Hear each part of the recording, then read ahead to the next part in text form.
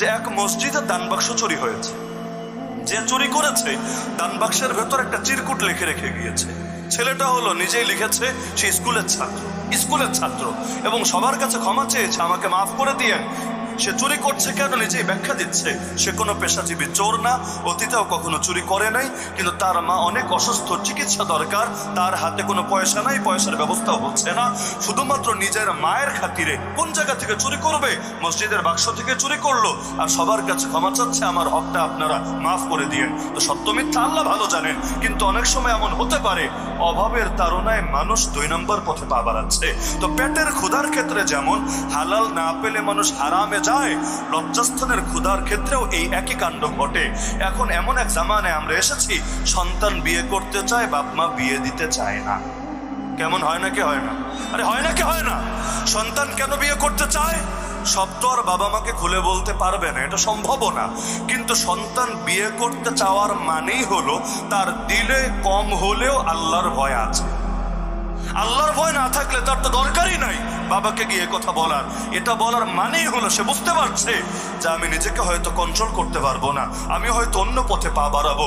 এখন বাবা মা যদি আমার জন্য ব্যবস্থা করে দেয়, হয়তো ইমানটা বাঁচবে, হয়তো চরিত্রটা বাঁচবে, না হলে নষ্ট হব। কিন্তু এখন ডাইরেক্ট সব কথা তো আর খুলে বলা যায় না, সম্ভব না। কিন্তু দেখা যায় সন্তান বিভিন্নভাবে প্রেশার দিতে থাকে, সাপোর্ট পায় না। যুক্তির শেষ নাই। এক যুক্তি হলো, আরে বেটা আগে পড়ালেখা শেষ কর, নিজেই খেতে পারিস না, বাপের হোটেলে খাস আর মায়ের হোটেলে ঘুমাস, আবার বিয়ের এসকো জেগেছে। যদিও এই বাচ্চান কয় বছরে বিয়ে করেছে এটা বাচ্চার ভালো জানা আছে। আগের মানুষ কয় বছরে বিয়ে করত, এখন না নতুন নতুন সবক শুরু হয়েছে। আগে নিজে কামাই করতে শেখ, তারপর বিয়ে করবি, ভাবটা এমন। এখন যদি বিয়ে করে, এই বাপের সব কামাই নতুন মেয়ে এসে সব খেয়ে শেষ করে দেবে, এদেরকে ভিক্ষার থলে নিয়ে রাস্তায় নামতে হবে। অথচ পৃথিবীতে কেউ কারো খাবার খেতে পারে না, কারো স্বার্থের কথা না, প্রত্যেকে নিজেরটাই খায়। কোনো মানুষ অন্যের রিজিকে হাত দিতে পারে না। রিজিক সুনির্ধারিত, একটু বাড়বেও না একটু কমবেও না। রিজিক শেষ তো হায়াতও শেষ, কিন্তু রিজিক থাকবে, হায়াতও থাকবে। হাদিসে আছে, আলা ওয়া ইন্না নাফসান লান তামুত হাত্তা তাস্তাকমিলা রিজকাহা। উম্মত শুনে রাখো, যতদিন কোনো মানুষ রিজিককে পরিপূর্ণ ভোগ না করবে সে মরবে না, মরা সম্ভবই না। আমার ভাগ্যে যদি আরো কিছু দানা পানি লেখা থাকে, আজরাইলও আমার জান কবজ করতে পারবে না, এই অনুমতি আল্লাহ তাকে দিবেন না। রিজিক সুনির্ধারিত। তো পৃথিবীতে কেউ কারোটা খায় না, আমার বাচ্চা আমারটা খায়। যদি কেউ বিশ্বাস করে ওর ঈমানের সংশোধনের প্রয়োজন আছে। ওমা মিন দাব্বাতিন ফিল আরদি ইল্লা আলাল্লাহি রিজকুহা। সকলের রিজিকের দায়িত্ব আল্লাহ নিজে নিয়ে নিয়েছেন। এমনকি অনেকে সন্তান হত্যা করে দারিদ্র্যের ভয়ে, জাহেলি যুগে করত, জন্ম হওয়ার পর মেরে ফেলতো, কি খাওয়াবে এই টেনশন করে।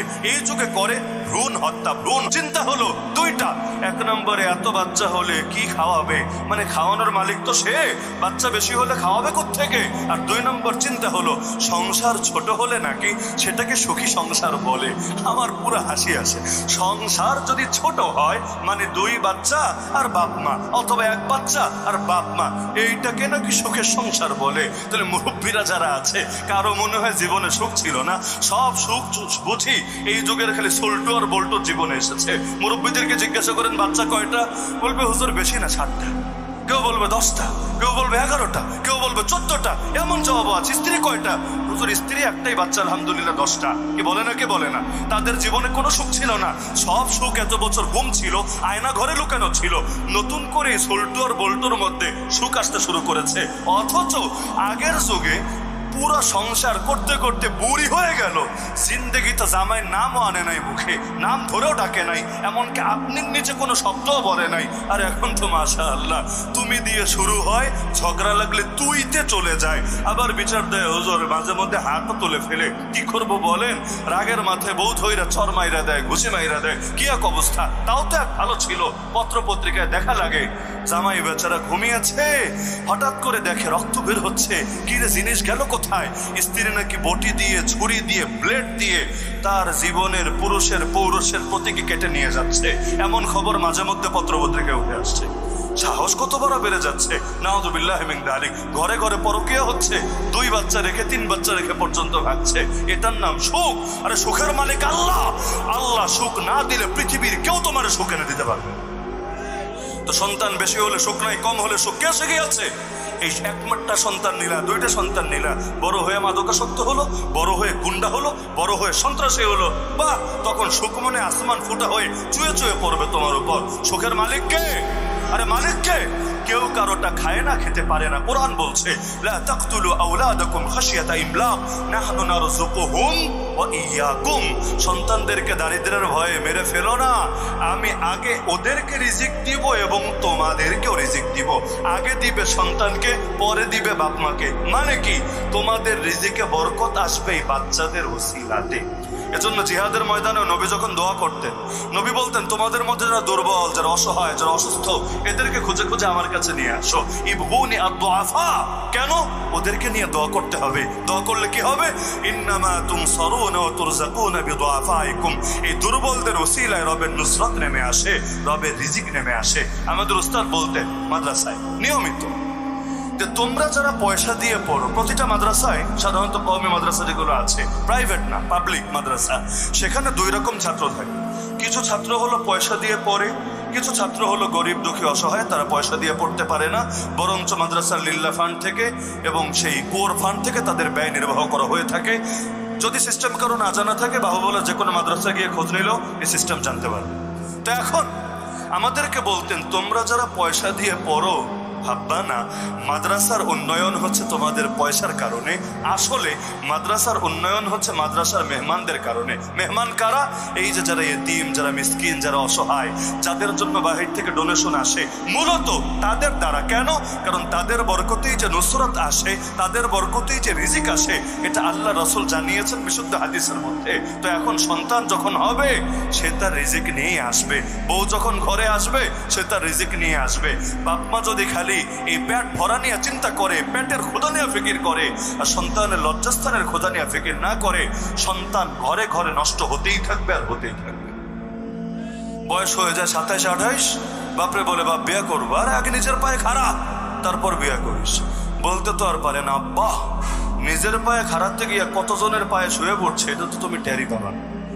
এমন এক পর্যায়ে গিয়ে বিয়ে দিচ্ছে যখন বিয়ে না করলেও বাকি জীবন চলবে। যৌবন শেষ, 40 বছরে বিয়ে বসছে, 38 বছরে বিয়ে বসছে, এগুলো দেখতে হচ্ছে এই জামানায় বসে। আরে ভাই জীবন তো মূল অংশ সবর করে কাটাইয়ে দিলা, বাকি কয় বছর সবর করলেই কি আর না করলেই কি। এবং সন্তান হচ্ছে, মাঝে মধ্যে কনফিউশনে পড়ে যেতে হচ্ছে এটা কি ছেলে নাকি নাতি, মানে এ কি তারে আব্বা ডাকবে না দাদা নানা ডাকবে, এর অপেক্ষায় থাকা লাগে কি ডাকে আসলে। অনেকের বার্ধক্যে পৌঁছার পর সন্তান হতে পারে, সেটা বলছি না, কিন্তু হচ্ছে কি বিয়েটাই করছে এমন বয়সে, যেই বয়সে গিয়ে প্রথম সন্তানে মানুষ বানাবে কবে, নিজেই কয়দিন পর অসুস্থ হয়ে যাচ্ছে। তো সুতরাং বিয়েকে জলদি করা হবে। কত জলদি এটার কোনো নির্দিষ্ট সংজ্ঞা নাই। মানুষ খাবে কখন? যখন তার ক্ষুধা লাগবে। পেটে ক্ষুধা লাগলো, আপনি আমার সবক দিচ্ছেন না হুজুর দিনে 2 বেলা খেতে হয়, এখন ক্ষুধা লেগেছে তাতে কি, 3 ঘন্টা সবর করেন, ওই টাইম হওয়ার পর খাবার পাবেন। এটা অযৌক্তিক কথা। মানুষের ক্ষুধা লাগলে মানুষ খাবে, যদি ভাত না পায় দোকান থেকে চানাচুর কিনে অথবা কেক কিনে অথবা রুটি কিনে মানুষ খাবে। তো কে কয় বছরে বিয়ে করবে এটা আপেক্ষিক ব্যাপার। সকলের শারীরিক গড়ন এক না, শারীরিক চাহিদাও এক না, কিন্তু বিয়ের বিধান সকলের জন্য সুন্নত না। মাথায় গেঁথে রাখেন, তালগোল পাকায় ফেলায়, বিয়ে সবার জন্য সুন্নত না। বিয়ে কারো জন্য ফরজ, কারো জন্য ওয়াজিব, কারো জন্য হারাম, কারো জন্য মাকরু, আর সাধারণভাবে সুন্নত। বিয়ের বিধানে ওঠানামা করে। কার জন্য ফরজ? যে নিশ্চিত বিয়ে না করলে সে জিনা করবেই করবে, গুনাহে লিপ্ত হবেই হবে, নিশ্চিত সে জানে, তাহলে ওই ক্ষেত্রে তাকে বিয়ে করতে হবেই হবে। যে প্রবল ধারণায় পড়ে গেছে, আশঙ্কা আছে, মনে হয় নিজেকে ঠিক রাখতে পারবো না, তার জন্য বিয়ে করা ওয়াজিব এবং তাকে বিয়ে করতে হবে। আর স্বাভাবিক, অত চাপও নাই, অত সমস্যাও নাই, তার জন্য বিয়ে করা হলো সুন্নাত। তবে বিয়ে থেকে মুখ ফিরায় নেওয়া জায়েজ হবে না। বৈরাগ্যবাদ সন্ন্যাসবাদকে ইসলাম সমর্থন করবে না। আর কেউ যদি এতটা অক্ষম অসহায় হয়, স্ত্রীর হক আদায় করতে পারবে না, তার জন্য বিয়ে করা জায়েজই হবে না। বিধান সবার জন্য এক না, বিধানের মধ্যে বেশ কম থাকে। তাহলে বিয়ে যতদিন সহজ না হবে, সমাজে জিনা ততদিন ছড়াবে আর ছড়াবে।